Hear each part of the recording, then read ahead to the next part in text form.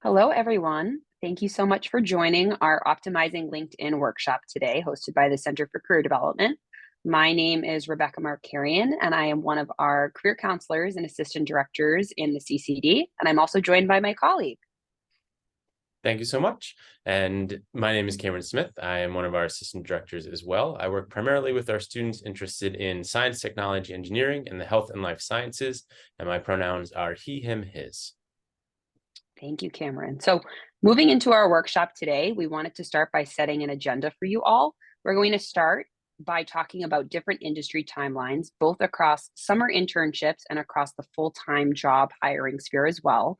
Afterwards, we'll go into the specific ways that you can optimize your LinkedIn profile, following up on experiences that you may have gained during the summer or over the school year itself. And then finally, we'll talk about networking, the job search, and some different Center for Career Development resources that can support you during your search. And so with that, we will jump into industry timelines. So we wanted to start by sharing our graphic developed by our marketing team on the summer internship recruiting timeline. So as you can see here, there's a number of different industries that are represented. We have technology, law and government, finance and consulting, and more.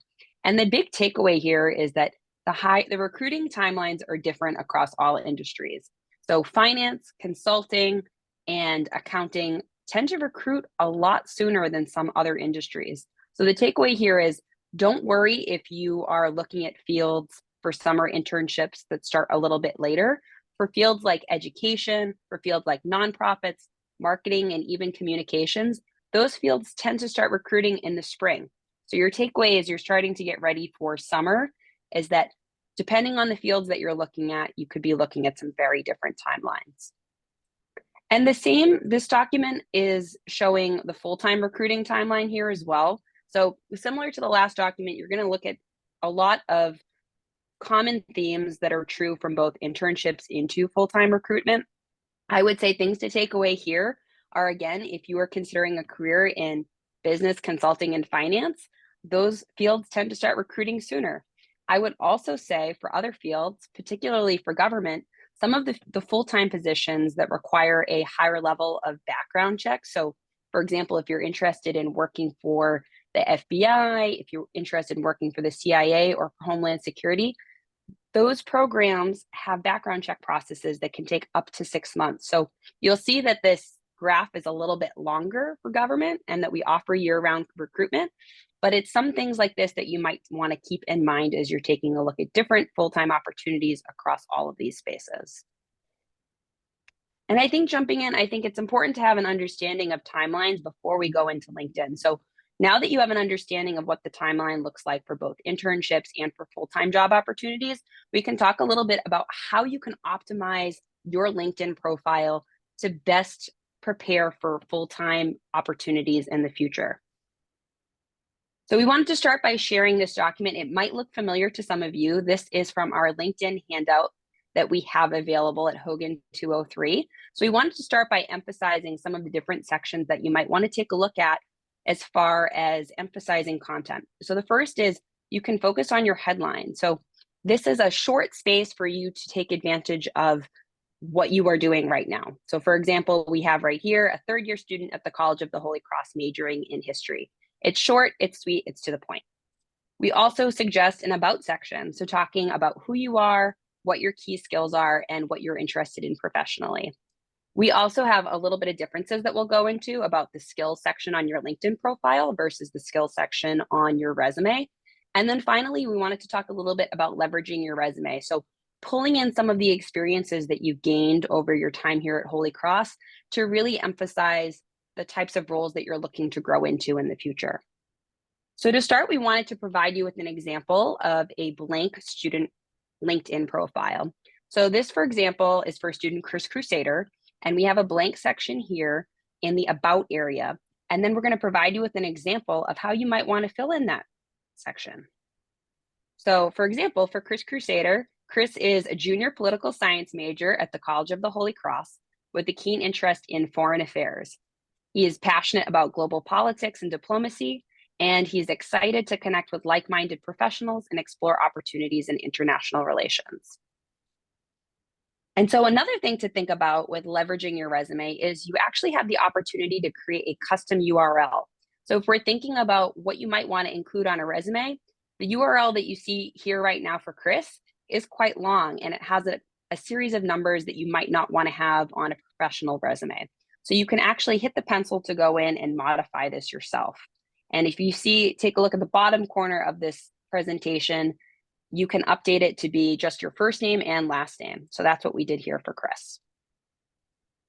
We mentioned a little bit about skills. So this is a great section to update if you're trying to show off some experiences that you might have gained over the result of passing some internships. So if you go in here, you could enter skills like customer service. You can enter skills like communication. If you have any language skills. So for example, for Chris, if he wanted to add in that he is studying Arabic, this could be a great place to show Arabic proficiency. And you can even go in here and add skills like customer service, communication, and project management. So I know if any of you have met with us in the past, we often tell you to keep soft skills off of your resume. LinkedIn could be a great place to show off both your soft skills and your hard skills.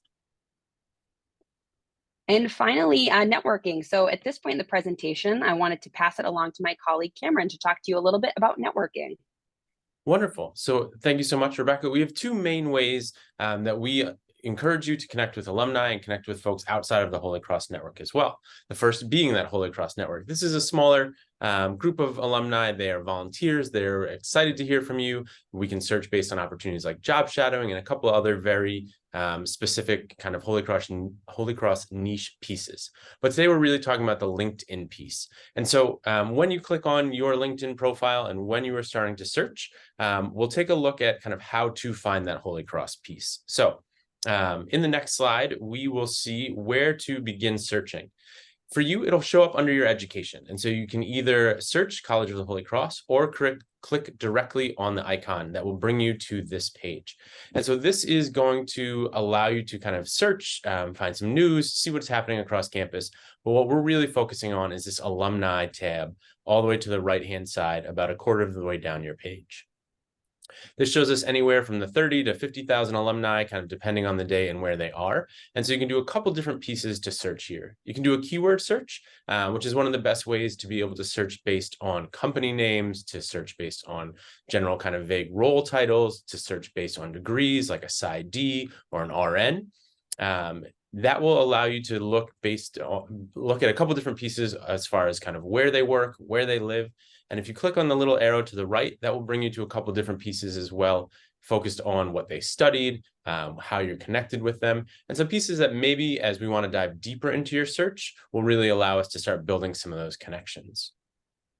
To the right-hand side of this, you'll see that you're able to connect directly with alums on here. Now, we've got some wonderful alumni, like the CEO of Under Armour, who you may not be able to necessarily directly message or connect with right off the bat. It will ask you if you want to pay or upgrade to kind of more of a subscription service. You do not have to do that. There's always a way to be able to kind of click through. And so by looking at the connect button, clicking on that, it'll give you the opportunity to talk about and kind of add a little bit of a personal note. Most of the times through LinkedIn, this is limited to about 300 characters, and that can be a challenge because it feels like it's just a long text message trying to reach out to an alumni. So in the next slide, we've got a few different examples for you that will help us kind of get that initial contact made without going over the 300 text characters. A couple things that are really important to kind of include in here. Be direct. So what are you looking to do? What are we trying to connect about? Is it for internship opportunities? Is it to learn more about their career path? Is it just simply to grow your network? When you're connecting with folks, think about sort of how long they've been out of the college. What is their role? What is that tone going to look like? So this should be a little more formal, again, because we're trying to build a network and create some connections. At the end of any of these messages, if you have the opportunity to include your contact information about how they can get a hold of you, I'd always encourage you to be able to do that so that you're not necessarily playing this kind of instant messenger chat game back and forth, but you can communicate via email or phone, whatever is easiest for you. And then if you can give them something concrete as far as I look forward to hearing back from you, here's when I'm available, anything that may fit in there, that's a great way to be able to do that, because otherwise you're not guaranteed that you'll necessarily will hear back from them. Beyond just kind of these examples that we have here, the next slide is going to show us where this lives in the handout that Rebecca had mentioned earlier. We have hard copies of this here in the office. We also have this up on Handshake, and you can access it at any time.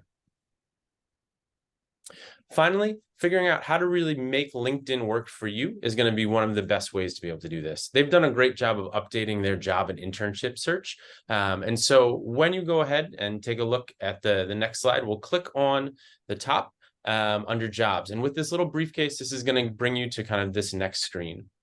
You can start typing in keywords. This can be industries, this can be companies, this can be roles that you're looking for.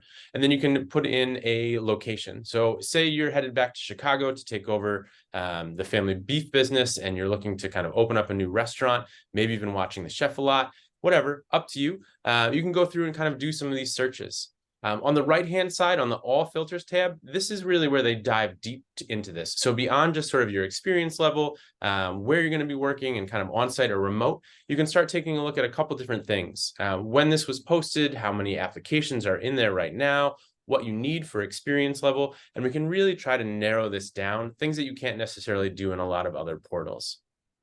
They have a couple other pieces as well. And so I think really trying to figure out what you are passionate about and what you want to be doing. A lot of times working with students that are focused on sustainability or green jobs, LinkedIn added a filter for this. So you can look at that and identify those jobs right off the bat. One of the other nice pieces down at the bottom of this other filters, All Filters tab, is the company commitments. And so this is a great way to be able to see what they value as a company, and do your values align with theirs? So being able to go through, take a look at this, look at how many applicants, look at the in your network, the salary, all of these sorts of things are great ways to be able to sort and make sure that the jobs that are coming into you are going to be the ones that you want to see. Once that you've got a search that feels like the right one and you are seeing some opportunities pop up, you can hit set alert. And this is going to send you these opportunities on a weekly basis or more, depending what your preference is, to make sure that they're coming directly to you and you're not having to dedicate time on a daily, weekly basis, needing to go through and do all of that. Once you're feeling good about your LinkedIn and these searches, if you want to come to us for help, we are located, like Rebecca mentioned, in Hogan 203. We are here Monday to Friday, 9 to 5 when school is in session. We also offer virtual appointments over winter break, during the summer, if you're studying abroad, whatever it might be for you. We'll do individual counseling one-on-one. We've got these handouts that we mentioned here, and we can kind of help walk you through your resume, your cover letter, your LinkedIn profile, your elevator pitch, whatever else you need. Once you start getting interviews, we can help you out by sitting down for either 30 minutes or an hour to go through all of those processes.